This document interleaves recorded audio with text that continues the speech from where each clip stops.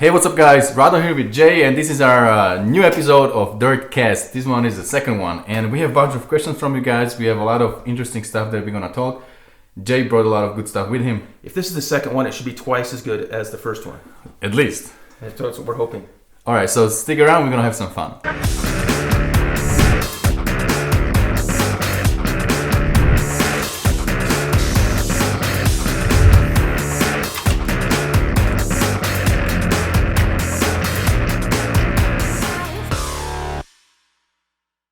Hey, before I start, I want to mention, you guys, I have these kind of cool keychains that I got recently from Keytails, and that's a company that approached me and they wanted to do it for my channel, and it's a really nice quality that is woven inside, and I wanted to show you that they do a lot of different designs that are kind of cool, like for example this Kava Sexy or Turn Me On Ride, and what else is here?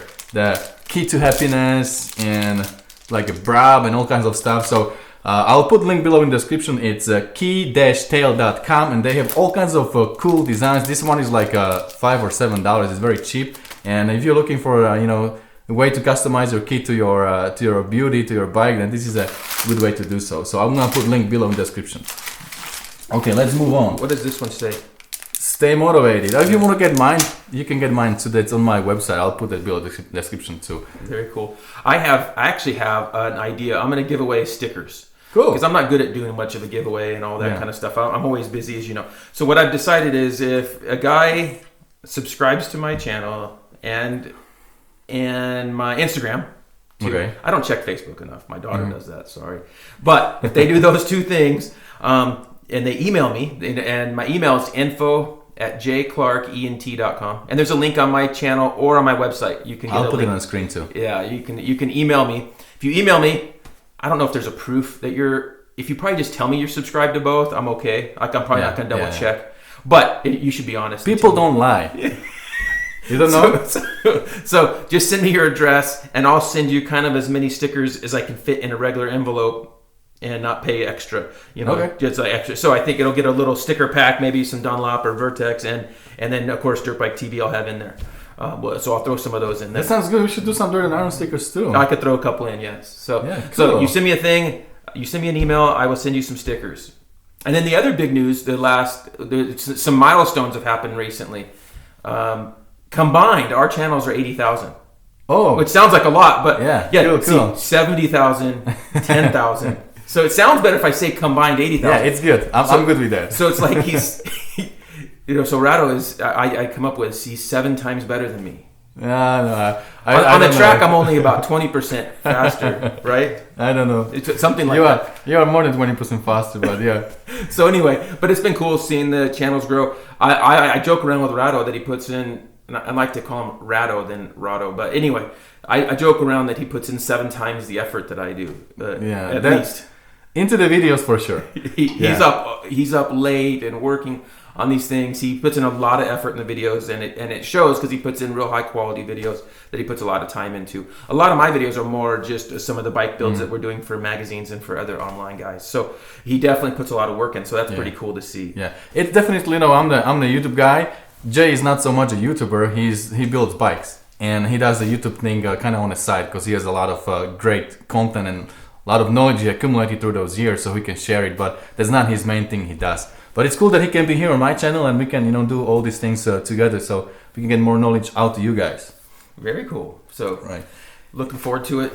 We got a bunch of questions, and we picked 4 questions for today because time is precious. So let's jump right into it. And let me see here. Okay, so Scott Gaskill, he's asking, he got 2018 250 XCF, KTM 250 XCF. What big bore kit to use, and what kind of horsepower can I expect, and what else needs to be done for the bike to run better? Okay, so that's one of our favorite bikes, the 250 KTM Husky. And the XCF is really not much different motor-wise than the SX, and we've done them on both, is Cylinder Works big bore kit. So this was kind of a stat question because this is something we like to do. Just bolting that kit in, 3 to 4 horsepower, just bolting it in and running the stock map and ECU. And it's gonna run good, no popping. It runs pretty good. Yeah, Okay. and we seem pretty good with the stock ECU, and we don't seem to get much issues there. If you want to get a little bit more out of it, you could have a Vortex ECU mapped for it, and that's something like Jamie does, or at Race Tech they do them. Those are really good. If you didn't do that, you could also do some head porting. It gets a little bit extensive. But if you're just going to do the big bore kit, let's say your bike's got over 100 hours on it, you need to look at rebuilding the piston, maybe at 150 anyway. So the Cylinder Works kit comes with this cylinder, the piston kit, and the gasket kit. So it's and it's like $650 or so. So it's not too bad. Not too bad, because if you need to rebuild anyway, you're kind of halfway there. So that's kind of a cool thing. So they're really good, and that bike needs a little bit more bottom on the trail, and because it's great on the track, those bikes, and it just needs a little bit more bottom, and that would help that for sure, that big bore kit. Cool. But they're pretty good stock too. So yeah. So you guys, if you need to rebuild your 250, maybe throw in a big bore kit, gaining a little more bottom and extra horsepower. That's never a bad thing, right? Okay, so actually this question kind of connects to Graydon Armstrong. He was asking about, he got 2018 Husky FE 350, which is the choked version, right? It's like EXC. It's a street legal version. And he's asking, I just bought the air filter support without the screen, and that Jay mentioned in the videos, and he wants to know what else needs to be done. Do I need a new ECU? Do I need Vortex? How to make this bike run better? Okay, so first of all, on these bikes, anything we talk about on a street legal bike is just if you're not going to ride it in the street anymore. So it's just for closed course competition, because these rules or emissions are in there for a reason, to get, if you're going to go try to get your bike inspected and so forth, and especially in some states, we won't say which ones, are a little bit tougher than others. So any of these modifications... In the sunny states. So you want to make sure that you follow all the rules and regulations for your state. But if you want to open it up for closed course competition, and you're on private land and you want to do your own thing, then the things to start with, I told Rado the other day, I'm like, you kind of have to do everything or nothing. Yeah. Because the bikes don't run very well if you just say you open up just the air. Sometimes the air boot's choked up on those, as their little reed cage in there to choke it down.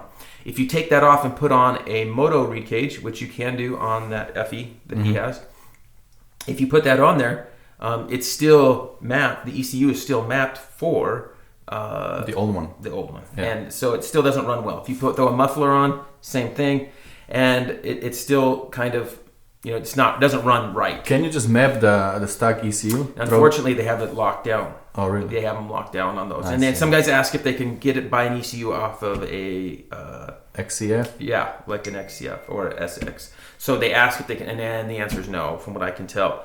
So you have to get a Vortex ECU. Okay. Basically, is your main best option. So, and like Jamie at Twisted would be a good one that has a mapped ECU ready to go if you want to go that route. So you would need that on there and open everything up and to do that. Okay, so new ECU, Vortex, and then open your airbags, then do the exhaust, and that's about it? Yeah. Now, there are some people that can map the stock ECU, so I should back up a little bit. So on the stock ECU, can get it mapped, but it's very limited on who and who does that. So you can check around. I think Blaze Racing does, and Jamie at Twisted might. Is there like a throttle stop on those EXCs? No, not like the not like the WR. So they don't have that.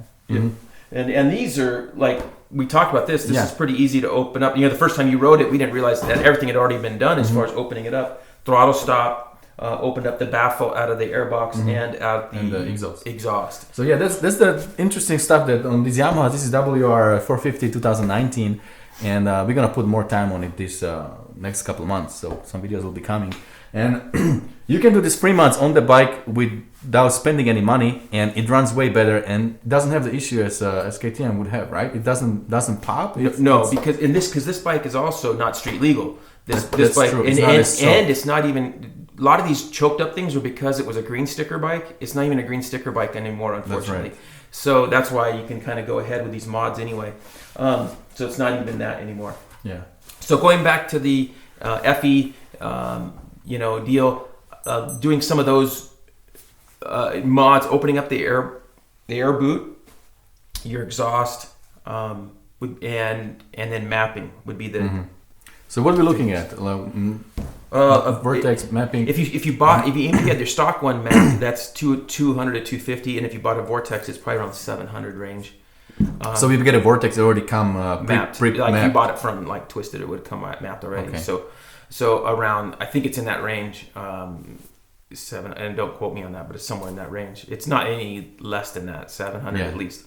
So and then so Graydon, Jamie at Twisted, I think he's your best bet, right? To do the Vortex. Get in touch with him, I guess.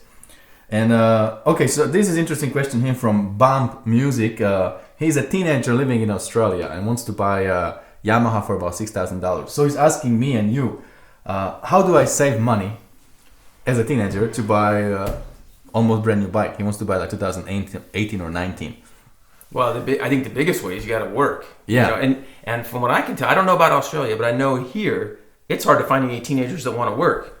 They're stuck right here. Yeah, that's the thing. And on not just their phone, but then on their PlayStation or whatever, and so they don't want to work. And a lot of parents aren't making them work. And so when I was 14, 15, 16, that's when I started working full time quickly. I would say Bump Music. I would say that just find any job there is, McDonald's, whatever. Put some hours in every week, and don't spend money on new phones and stuff that you don't really need. Like one phone is fine, and if the new one comes out, we don't need to upgrade all the time.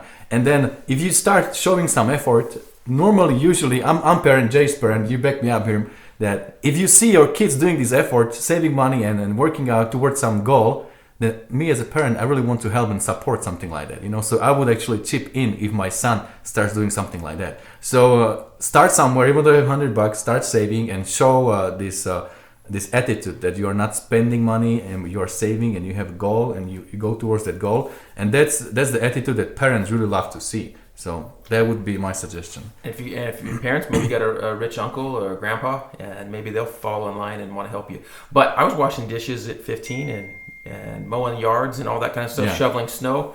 We don't have to shovel snow out here, but we did some of that. And so I'd always earn money any way I could to buy a part to get that thing running. Yeah, there's always a way you can earn money.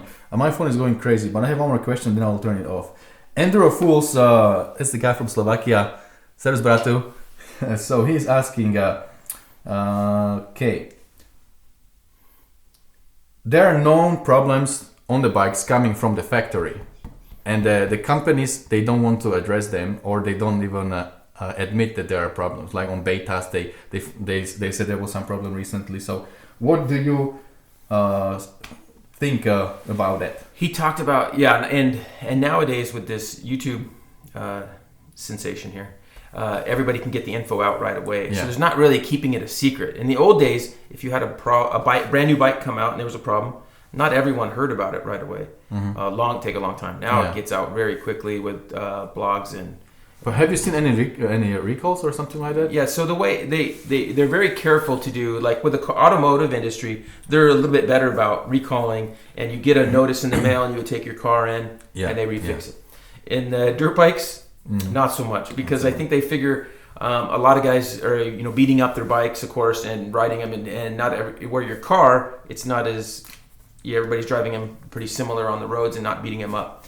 So it is unfortunate that some bikes like this. I think you sent me this one last night, and that guy, he had a bike with only a little bit of time on it, beta, and it lost the main bearing. It sounded like he might have got it covered with his dealer, but it was still a bunch of work. I'm not sure. And so with the KTMs and Huskies, some of these brands, like with the newer TPI bikes, there's been some issues online. Some guys have had problems. They go in, and it depends on their local dealer. And that's probably a very important thing, where you buy your bike and if that dealer is going to be supportive. Because a lot of times they come out with, like on these fuel-injected bikes, they'll come out with, on these new two-strokes, they'll come out with new maps. And some of the dealers are charging the guys to put the maps in. And I'm like, man, you just spent $10,000 on a dirt bike. Right. A little bit more, in most cases, out the door, right? And they're not going to put a map in for free for you. It's kind of a bummer. And so they want to charge them, $80 to $100 to put a map in their bike that's going to make it run like it should have when they bought it. I'd be kind of mad too. So some of these problems, it all depends. A lot of them, it depends on your actual dealer and how much he's going to go to bat for you if there is a problem. So that's important, I think, when you do buy a bike, is make sure that dealer is one. Now, sometimes you don't have much of a choice. Like there's only one KTM dealer anywhere close, so you're kind of stuck. I get that. So unfortunately, as these bikes are advancing and they're doing a lot more changes quickly, I think maybe we're seeing maybe not as good a durability testing on some of this stuff, maybe. Because it seemed like in the old days we didn't have those kind of problems, And of course, as we talked about last time, I'm still holding off on a TPI bike. I'm going to wait a while. Me too. So I'm going to still just ride the carburetor ones that we got really dialed in with our carburetors, and that we could talk a little bit about the new Lectron. You tested, and I put one on as well, but I've only got like 5 minutes on it, so I can't really say enough. And I'm going to do some more over the next week, or before our next one, we'll talk a little bit more about it. But Lectron updated their carb. What's the new carb called? H series. H series is the one. It's a little bit smaller, although I don't really see the difference. It's maybe like very, very small. And it has a yellow and black sticker on the top, not red and black. That's how we can, distinguish. And you can put that photo in with both of them side by side I'll here. do that. Put the photo in. But so from what I understand, when I talked to those guys, is they cleaned up a lot of the tolerances to make it a lot more precise. They cleaned it up, make it a lot tighter with where the slide area is, which has been, some people could wear those out over a long period of time. So they've tightened up a lot of those clearances and improved it, and it's supposed to be better power. And the bike I threw it in felt really good. I want knock on wood that it really is. I'm not going to say that it's completely amazing, but so far it felt really good. Just dropped it right in with the settings. I threw it in a 18300 XC, and it felt really good. It had a different carb in it. It had a Kian in there with the JD setup, and that thing felt really good. I threw this in, and it felt as good, or maybe a little better. Hard to tell. And I have another bike where I can go compare those, and so I'm going to do that here real soon. We can do more testing on those carbs, but definitely when I threw the 8 series, the new one, into my KTM 300, it felt better. It has this little more pop in the bottom, a little more power, which is nice to know on those 300, and then the really smooth transition and kind of clear it out throughout the range. And a little bit better travel. So. I'm looking forward to getting more time on that. Off-road carb of choice for most guys because I think of how well it works in elevation up and down, and they do a good job of catering to a lot of guys. I think they have pretty good tech support from what I can tell. When guys call with problems, they walk them through it pretty good. There's a lot of good videos. Slavens has some good videos on how to dial those things in. So I think it's a good product that's out there for a lot of guys as a good option. People ask me what's the difference if you buy Lectron from Slavens. Like he calls it like a Slavens mule or something. It's pretty much the same carburetor. I think he just makes his settings, and I don't know that he charges much more for it. I don't know, but I think he has his like settings where the metering rod is and so forth that he's come up with, because I think you could adjust that and maybe for certain elevations. So he seems like he's kind of come up with that. So it's the same carb, just maybe some tuning, tuned a little bit differently. All right, cool. Big news in the off-road world. Cody Webb is on Sherco. He's been on KTM for a long time, and he's the guy that lives not far from us, right? Oh, he's up in NorCal. Is it? Yeah, he's up in Northern California. He was riding in Gary's the other day. Yeah, here in MOTO Ventures. Yeah, he's an amazing rider. Oh yeah. I was out there. We had a ride out there at that MOTO Ventures like a couple years ago. Probably it's been like 2 years. And watching him ride and do some big rocks is amazing. I have some photos of that. Maybe I'll try to send them to you. He was jumping up on these rocks, and it was just amazing. So yeah, I kind of think, I don't know totally what happened. Obviously, him and KTM came to some disagreements. I've heard little insides that he wanted to race more in Europe. They weren't letting him because they want their Europe guys to do well, not him come over and beat everybody. He wants them to win stuff here. So it'll be very interesting. I have a feeling he'll do just fine. I don't think the Sherco's a bad bike at all. I think the newer ones, it's got an updated engine from what I understand. And so I'm really looking forward to seeing how he does. I think he'll do good. Is he going to compete with those guys in Europe, like the West? I think he's going to go over there, and I think he's going to be doing our Enduro Cross series here, which is just very small. And any of the hard enduros, like the TKO and stuff, which he's won a bunch of times. And he does some incredible stuff. So I suspect he'll do just fine. So we'll have to look back at this video like Right. this time next year and see if he is a winner. But I have a feeling he will be. He's pretty driven. Now he just had an injury he was out for a bunch of time. He had a big injury with I think it was his knee. So I think he'll come back just fine and be properly motivated to do well. I think he's an engineer, right? He finished very smart guy. Yeah, went to finish school, college, and everything, which is cool. Yeah. Not a lot of guys do, so he's prepared for the future after racing. Right. And those 300 Shercos, they look pretty cool, honestly. Like, I had the 450 Sherco for about 7 or 8 months, and it was a great bike. And really would like to try 300 two-stroke. So I'm not sure. I'll try to reach out and see. Maybe we can do a little review and then compare them also to our KTMs and Huskies and maybe even Gaskill. Maybe we can even get gas on the test. When we do 300 test, we'll try to reach out to Gaskill if we can have a bike for. Yeah, for I'm sure we could probably get that. And we're getting a lot of guys asking us to test a beta and that's Sherco. So too. we should work on that. It's just not as I don't have like if I had somebody that had one easily, I would test it more. So we'll work on that. Cool. All right, now my RMZ 450. You guys know last week or 2 weeks ago I asked you keep it or sell it, and I'm kind of decided that way to let it go because simply it's just too much bike for me on the track but it sounds like it might be gone tomorrow maybe. So and if it is, then we can move on to Rado's next project. So exactly to help bankroll that. There's a guy from Fresno driving 4 hours. Supposed to come tomorrow. He texted me right now and he said that he's coming for sure. So let's see, maybe if this video is out, bike would be already sold. Alright guys, so let me tell you some update. You probably already seen the video. So the guy actually came, his name is Jerry, and he bought a bike from me. And I'm telling you, this was very smooth transaction, and I was really happy that somebody like Jerry actually came and to pick the bike up. He really loved it. He appreciated the work that I put into the bike. He loved all the parts, and also price was decent. We settled at $5,000, which I think is pretty good for 2012 Suzuki. Yeah, I know, I put a lot of aftermarket parts into it, but market price is just very low for the Suzuki. So I'm really glad that we were able to, meet at 5,000. I think it made happy both of us. And he sent me a bunch of pictures from his home. When he arrived back home, he actually has 5 Suzuki's RMZs. He has 2 sons, and they ride them together. So this 2012 RMZ that I built would fit right in. And it's just a lot of bike and on the track. And honestly, I can ride it, I can keep it and ride it, but I feel like it would kind of keep me from getting better, if that makes sense. Because on the 250s or 270s or maybe even on 350.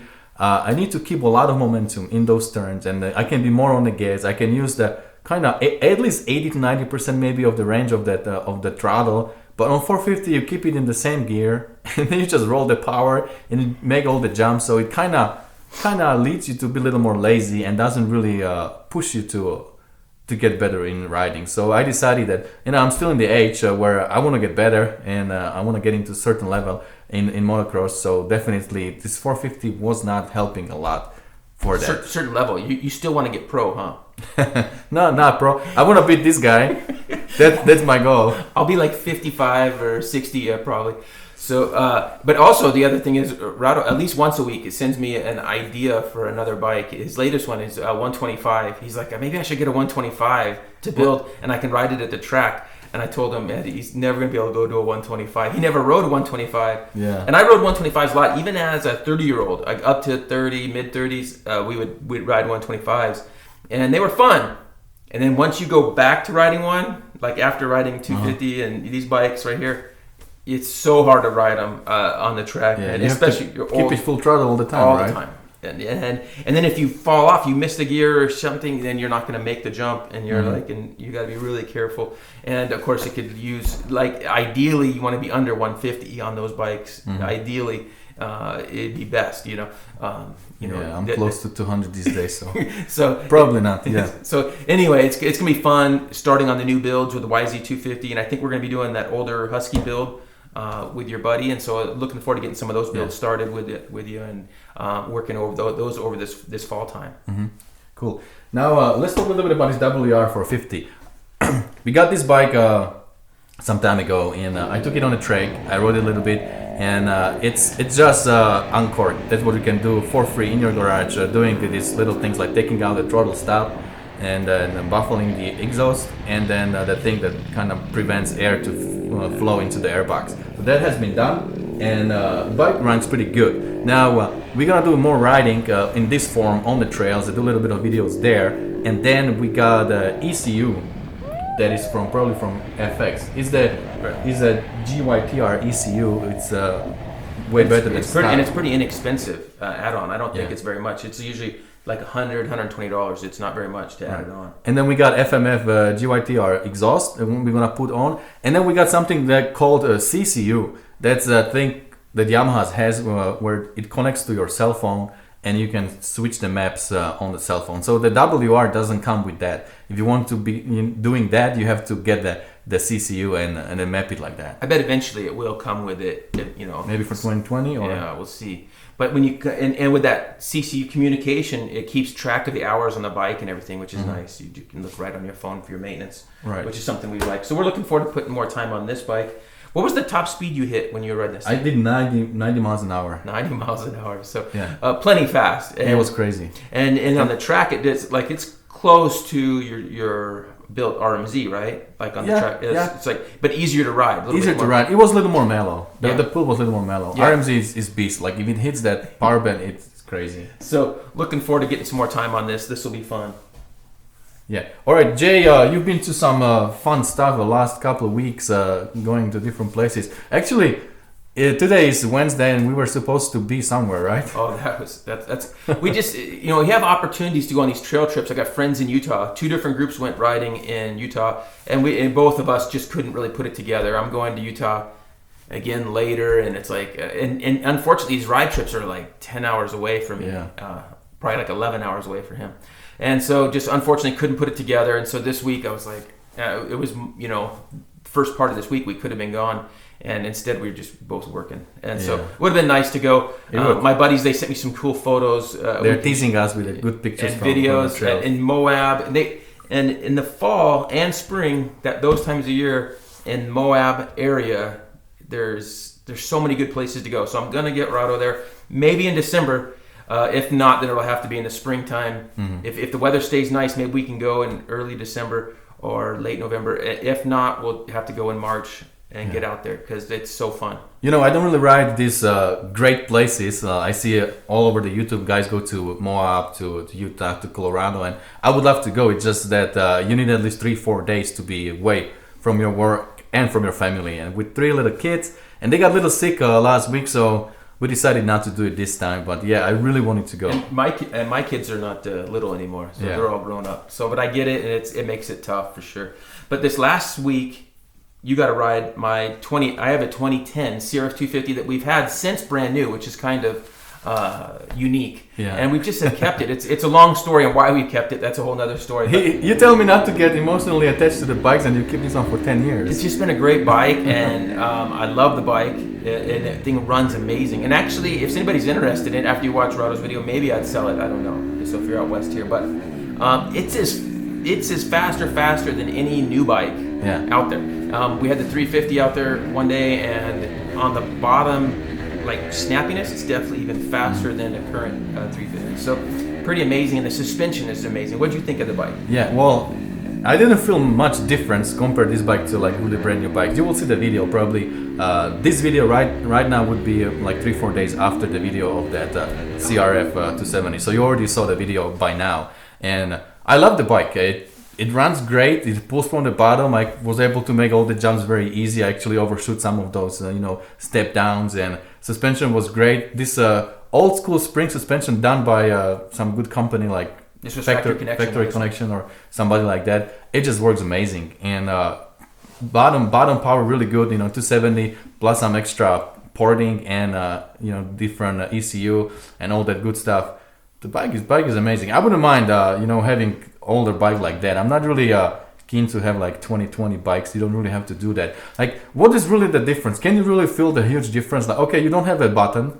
I'm fine to kick it. My knee's still okay. Thank God I haven't crashed. My knees are good. So button, I don't care. Now what else is there? Maybe KTM has better brakes. You can really feel that.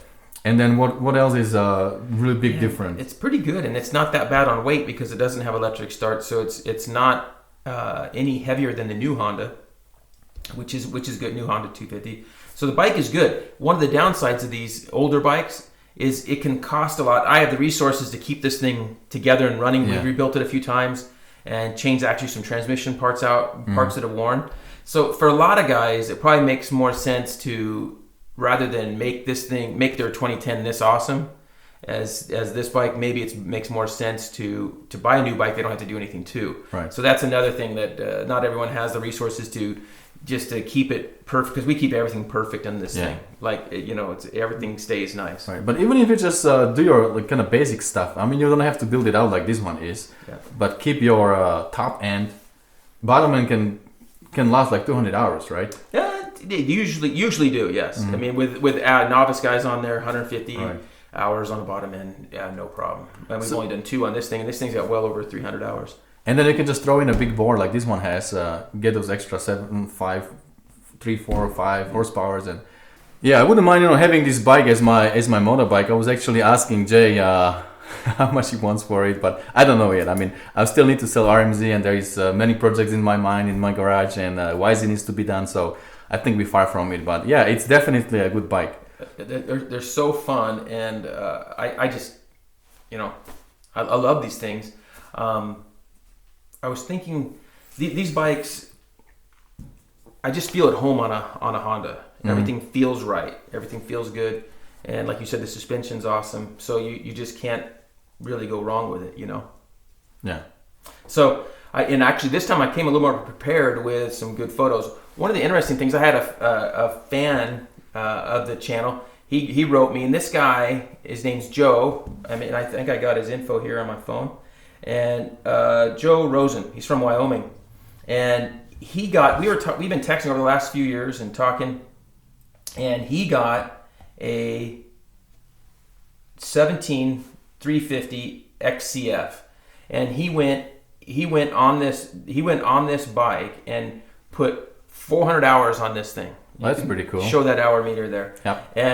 And he rides in gnarly terrain, and this guy goes all over Wyoming and everywhere, and he got it street legal in South Dakota, which is a little bit easier to do. I asked this guy, he goes, funny, I changed the inline filter once, the fuel line filter once. I used high quality Shell 1550 full synthetic motorcycle specific oil, changed it pretty regularly. He thinks about every 5 rides or less. Checked the valves once at 200 hours.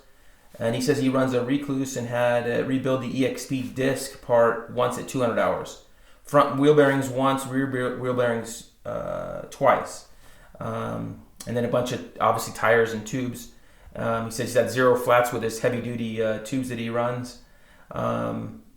Pretty amazing what he did. Oh, so how did somebody get 400 hours, first of all, in that much time? I mean, I ride a lot, and I don't get close to that in a couple years. It sounds like it was just over like a 2-year period. How many hours do you put on the bikes combined in 1 year? What do you think? I think somewhere in the neighborhood of 150. Really? You should do more than that. I'd have to look, but it's hard because I ride so many different bikes, but I think it's around 150. It's not as much as you might think. I need to ride more. He rides like 7 times as more as I do. How many times a week do you ride? Like 3 times a week? No, usually just twice. When it's regular weather. Now, when it rains and the good weather's good, it could be 4 or 5 times. The boring week for Jay is like twice a week, and then a little more fun week is like 3-4 times. Right. So this guy, he told me the main reason that he was able to get 400 hours. He says he got divorced, and he's not let off the throttle since. He says it's his gym, church, and his therapist is being able to ride for 400 hours. So everybody needs something a little different to get them through things. And I thought it was pretty rad that this guy found moto and trail to really spend all this time on. And I'll throw his Instagram. We could throw his Instagram up there. He posts a bunch of his rides. They're pretty cool. Oh yeah, I can do that. And the other bike that we've been spending a bunch of time on is the 350 KTM SXF. I got one of those to use, and this thing's been really cool. And what was interesting when I rode it stock, I thought it was pretty good. And then I rode my old XCF. Mm-hmm. I say old, my 19 that Pedro bought. Yeah. He's got it, and it has factory connection suspension. And I hopped on. I'm like, man, the suspension on the factory connection bike was way better. And it's air fork, right? Both air fork, and factory connection did the air fork, and it was amazing. So I was like, dang, this thing's not so good. And then anyway, so we've been testing cone valve. I got a good deal on some cone valve and a track shock and cone valves, and WP did them, and then I had Race Tech did them, and now I'm pretty dang happy with how it is. You rode it the other day. Last weekend we were riding that Honda, the 2010 and the KTM 350 with this cone valve that Race Tech did. And man, it was amazing. You could launch this big jump where I would be scared normally on other bikes. Like I jumped in on this thing and I bottomed out everything. I almost crashed there. But on that cone suspension, it's so nice and smooth and plugged when you land and you just keep going. It's a game changer. It's a really big difference. If you get this really good suspension, you can be way more aggressive, taking some jumps that normally you wouldn't be kind of willing to, at least myself. If I don't feel safe on the bike, then I'm kind of more conservative in taking those jumps. Yeah, I wish the KTMs and Huskies came with those. They obviously have this technology. They own WP, so it's kind of a shame that it doesn't come with dual spring forks. Maybe it doesn't need the exact cone valve setup, but it should come with dual spring forks that are much more that style. Because like we were talking about, my 2010, that's 10 years old bike, has tremendous suspension. Really good. So when we were talking about doing this next Dirtcast, I was like, trying to go through photos just in the last 3 weeks is kind of tough because there's a lot of stuff going on. Yeah, I have so many photos, but this time I actually brought an iPad so we can we'll throw those photos up on here so you can see. Yeah, but Jay got an iPad and I got this kind of stuff. So I'm going to Utah. I took another trail trip to Utah, and that's one of the reasons we couldn't go on this last one. But I had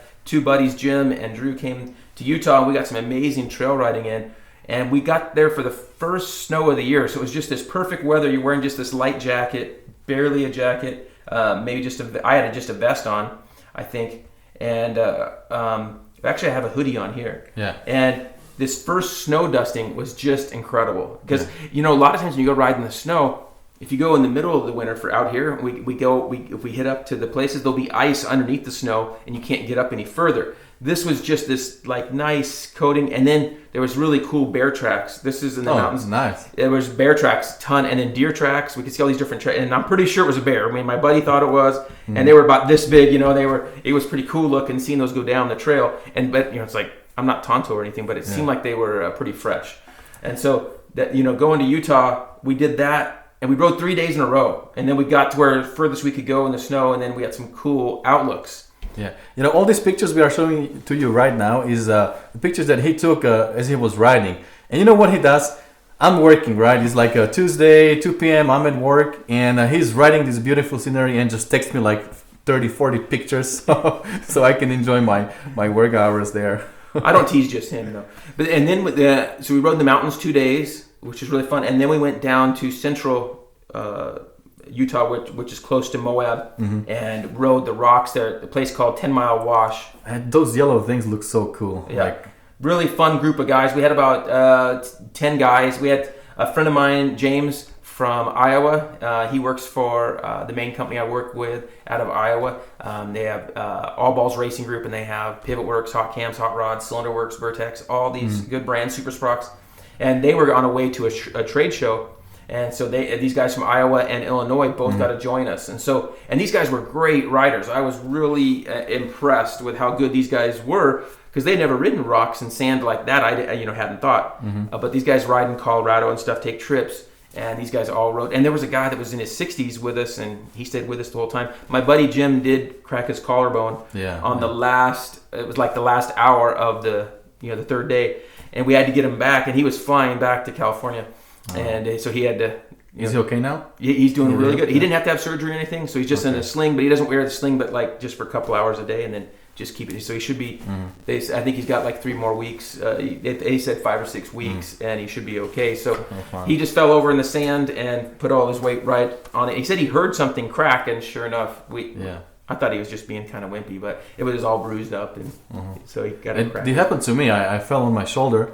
And I got shoulder separation. Yeah, that thing, and my bone is still sticking out. Like 3 years later, there you go. My career of the fitness model. Now, one funny thing that we've been doing lately, and some people are gonna just beat us up on this, or at least me up on this, but I learned this when I was in Hawaii this last summer, and there's another guy in Utah that does the same thing on the slow trails. When I say slow trails, it's first, second gear stuff, tight stuff. We've been wearing mountain bike helmets. Interesting. Yeah, and because they can weigh a half to a pound lighter than, and they have way more airflow. Right. And so when it's hot, like in Hawaii, the guys they wear mountain bike helmets. Now, I mean, if you think about it, and when I say mountain bike helmets, I'm referring to downhill mountain bike helmets, like high quality ones. And so carbon fiber, for the lightest weight one, and they tend to be about a half to a pound lighter than the typical motocross helmet. It's quite a lot on your head. I mean, you feel the weight a lot. Well, what I noticed when I go trail riding, if I go a 5-6 hour trail ride, and you don't hardly take your helmet off or stop, right?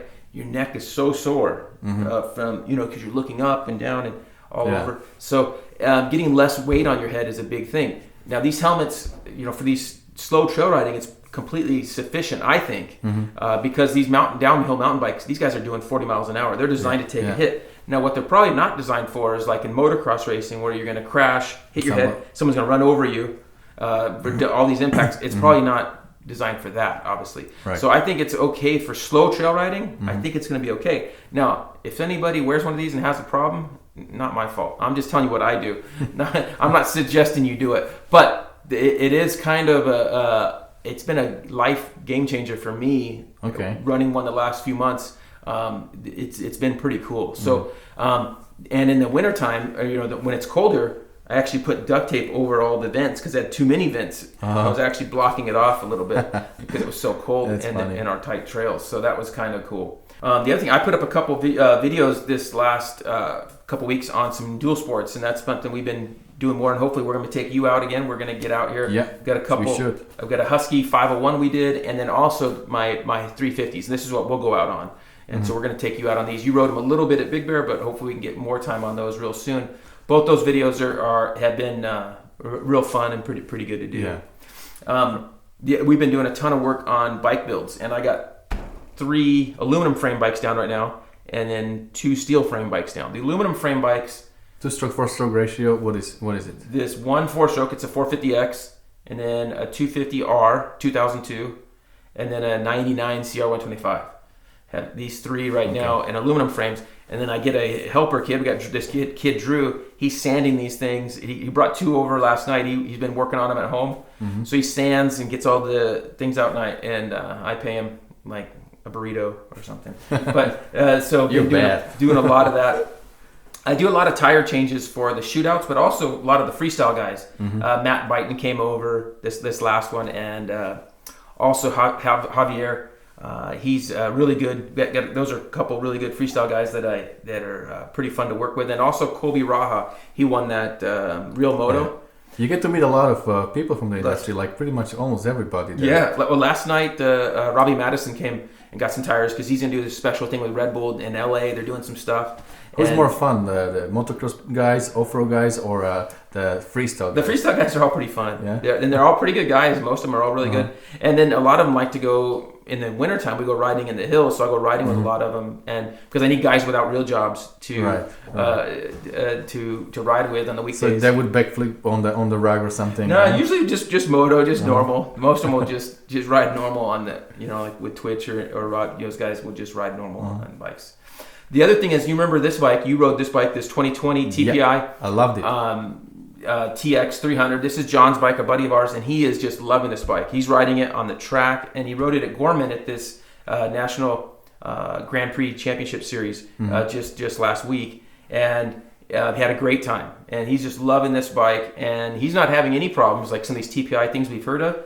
How many hours he has on it? Do you know? I think he's got well over 30 hours, and he's probably getting in the 40-hour range. So I'm going to double check on that. It's been pretty fun. Like I told you last week, I went and picked up my jet skis and went in the water in November, which is kind of just fun to say. Havasu. Yeah, my buddy that worked on him was out there, and pretty fun deal. I redid our 270 Husky, and I shot it with Swap Moto Live. And that bike, and I had Michael Sleater on there. He's an ex-pro, and he's a pretty good rider, as you can see. And he just loved the bike. We got some cool GoPro also around the Milestone track. And unfortunately, Milestone is a track up in Riverside. It's closing.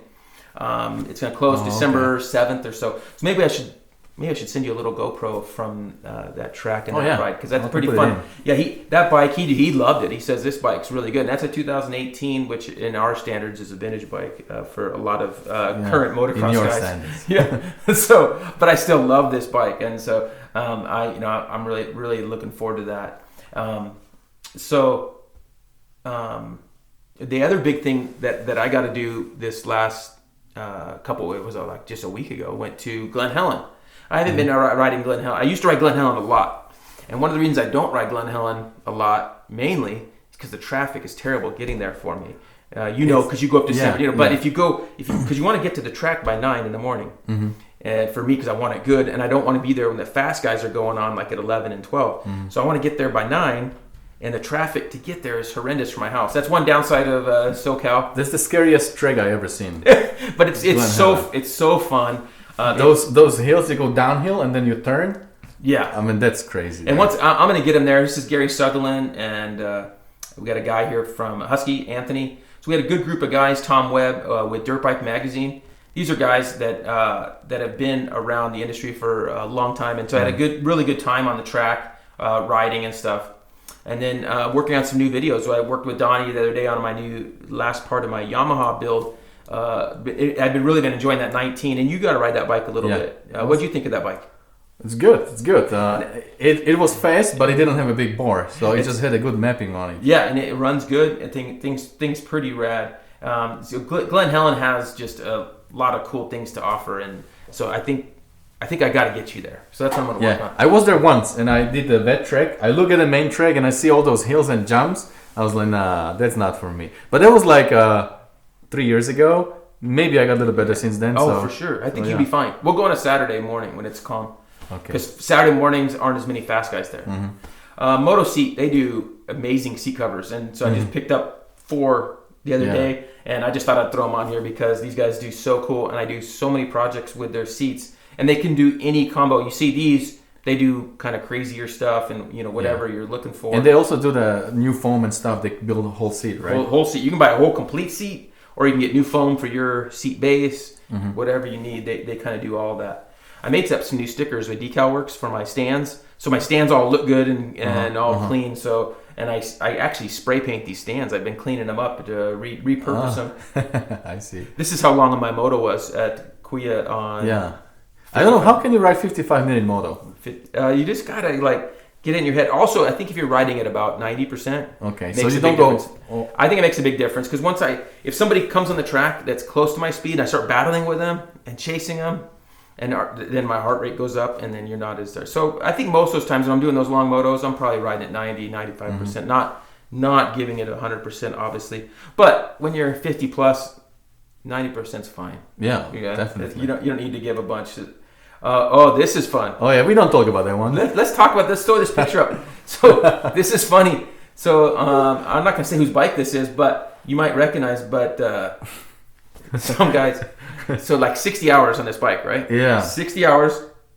And it's just crazy. No grease. Couldn't believe it. No grease on the axle. So the guy who put it together, we're not gonna mention his name, but you saw his face many times. He didn't put grease on the front axle, and you wouldn't believe the damage that happened in 60 hours on pretty much brand new bike. So it seized the axle seized into the front wheel. At first we thought it was stuck in the fork. So we're taking the suspension off to get it redone by Race Tech. Wanted to get the seals freshened up and make everything fresh for Rado here because he's gonna put more time on it this winter. We figured it'd be a good time to get it freshened up. But I couldn't get the forks off the bike. Yeah. And that was very depressing. So I had to get my big hammer and work and couldn't do it. And then you can see we took these forks off, got them on a stand. We tried everything to get this off, and the axle was stuck in there. Yeah. So luckily we called on my buddy Brad, who's amazing. And Brad actually unlaced the wheel, took all the spokes off, got the hub in a press and pressed it out. He said it was bending his press. It was so tight. No way. And we got it apart, and now we're going to rebuild it with new bearings, put the spokes back in. Lesson learned. Guys, never forget your grease. I just didn't put it on, like crazy. Anyway, yeah. Yeah, I think this is the photo, I was thinking that shows the 70,000. Oh yeah, I hit 70,000 subscribers last week or so. That was great. Yeah. So I think that's about all I got for picks. That's not a lot of stuff, I guess, right? But yeah, that's a lot. And like that's been like, how long has it been since we did this? Has it been 4 weeks? Almost a month. Yeah, I would think so. I think it's 4 weeks from the last Wednesday. Now this day I'm going to go riding next, so I'm kind of motivated to get out of here to go riding, and you're motivated to go to work. So yeah, we should probably wrap up. I mean, it's actually early morning. We're doing this like early morning before my work, and we'll be out with this thing probably in like a week. So you guys, if you have any more questions or something you want us to cover on the upcoming episode, please comment below. Let us know, and also let us know how you like this episode, and any feedback is appreciated. We always like to get hear stuff from you guys and just keep this thing going. So yeah, I think that's about it for 50 minutes. That's a long time. Yeah, let's see how much I can cut it. So 50 minutes video. Let's see. All right, guys. I guess that's about it for today, right? That's it. Thanks for watching, and don't forget, whatever you do, stay motivated. Stay motivated. See you guys later.